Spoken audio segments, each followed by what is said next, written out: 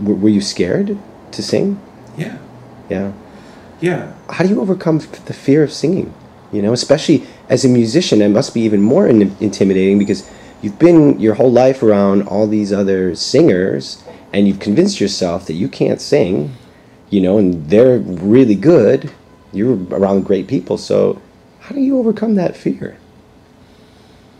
Whiskey is very helpful.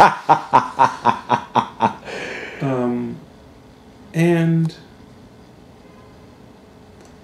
you know, one thing that actually helped me a lot was going into the subways. When I first started writing, I was living in New York, and I knew that was going to be a problem because, like, when I played guitar for other people, you know, I've played guitar for Norah Jones and Tracy Chapman, and Lisa Loeb and Rosanna Cash, and a lot of really great singers.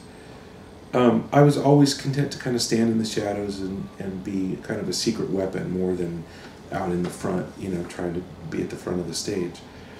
And I knew if I was going to sing that wasn't going to work. There's nothing to hide behind. You're the thing. You can't hide behind yourself. So I took my acoustic guitar down into the subway, you know, and I never made much money. That wasn't the point of it. But I would go for 2 or 3 hours until I felt like I was starting to strain my voice, and then I'd stop. And I would just practice, you know, making eye contact with people, just singing to people. And then, you know, if there was a I lived on the Lower East Side, so my station was the Delancey Essex station.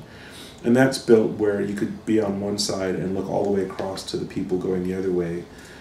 And so I would try and project my energy all the way over there and sing to other people who were, whatever, 50 feet away. And I did it for as long as I could do it, and then I then eventually had to go out and sing in clubs more. And you know, they weren't mutually exclusive. I'd play a club show, and then I'd go back to the subway, and I'd play a club show, and I'd go back to the subway. But that was probably the number one thing that helped me get over my fear, was like, okay, this is something that needs work. If I'm only playing one show a month, this could take a really long time. But I can go in the subway anytime, any day, and do this for an hour. And that's what I did.